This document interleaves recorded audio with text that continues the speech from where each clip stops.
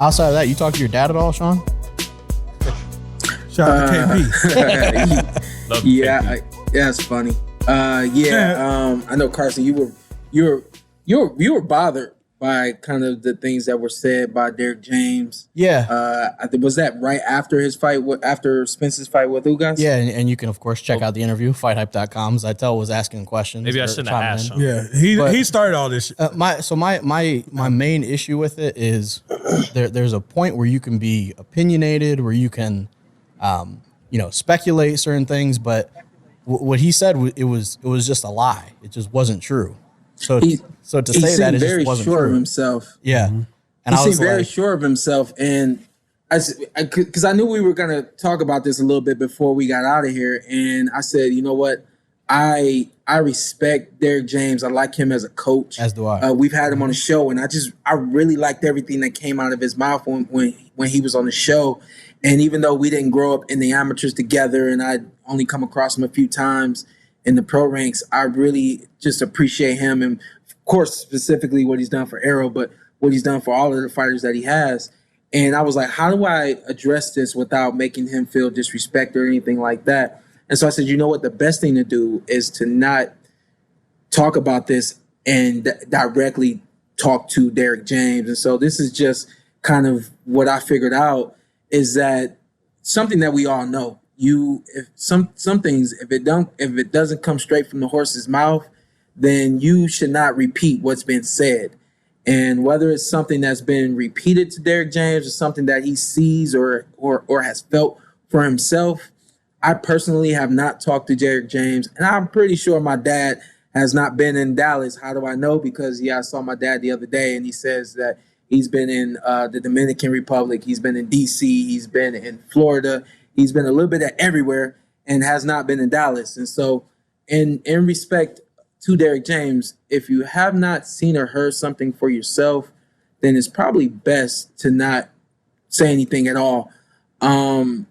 My dad and I, the decision that I made to retire on fight night was not because my dad stepped up on the apron and stopped the fight.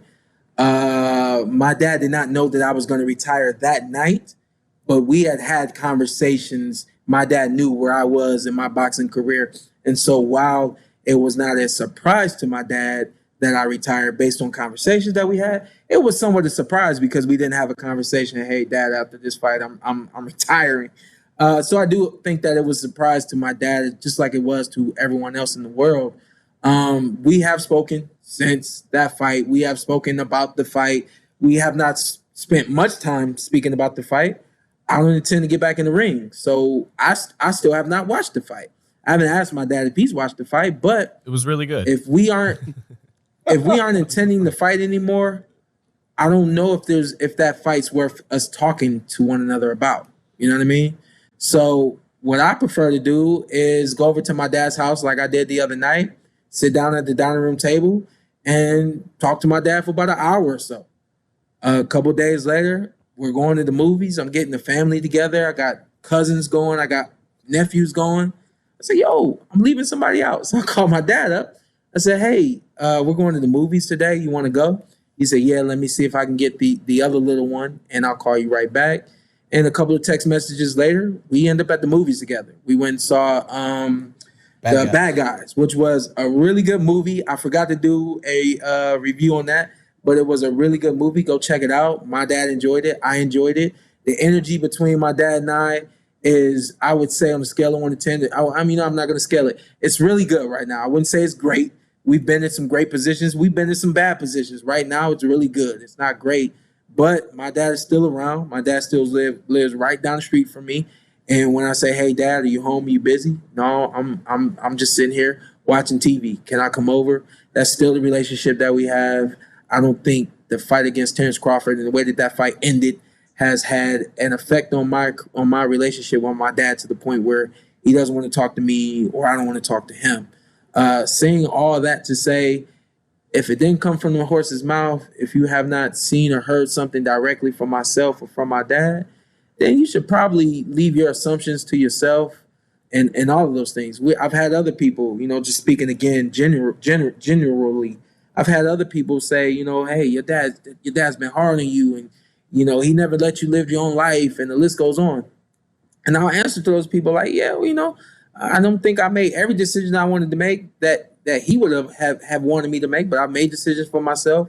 I lived the life that I want to live, and he's very much so in my life. If I was unhappy with anything that he had done or anything like that, he wouldn't be in my life. You know what I mean? So my dad is still in my life. We still kick it, and I expect to see my dad Monday.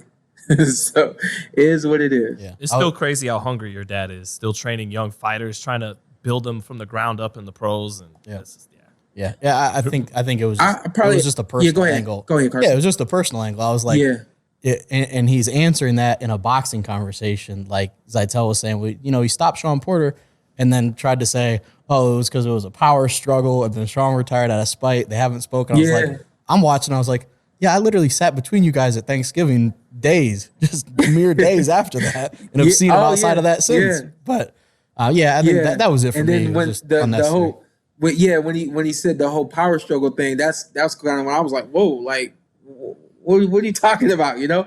Yeah. Just to circle it back to the boxing world, I've learned this as a fighter. I'm sure my dad has learned this as a coach. Other managers, trainers, fighters will learn this as well. Not everything that's on paper is what it is in the boxing ring. And when you look at a guy and it says that guy's had 18 fights and he's only had 3 knockouts, when you get in the ring, you'll find out that guy's got a little bit more strength and power and will to win than those numbers would lead you to believe.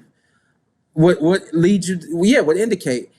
Saying all that to say, I do believe that Terrence Crawford has more power than other people might think that he has. He's definitely more hungry than a lot of people understand him to be. And I don't think that either one of those guys are going to think that this is going to be easy night. But if Derrick James thinks that it's going to be easy night based on what he sees on paper or what he's seen in boxing matches, get prepared for the best, as they usually do. I don't think that Derrick James prepares for any less. But don't assume that anything less is coming to you. If you think that that Terrence Crawford isn't as strong as me, or isn't as fast or sharp, or anything like that, prepare for Terrence Crawford like you prepared for Shawn Porter. And Shawn, what they say about assuming. What's up? I'm Showtime Shawn Porter. I'm Ant. Follow me on IG Ant with 2 T's. Let's do it. Let's do it again. All right. Just introduce yourself. Okay. And then you tell them what to do. I'm Showtime Shawn Porter. I'm Anthony Brenagh. Carson Merk. Like, subscribe, comment. This is the Porter Way.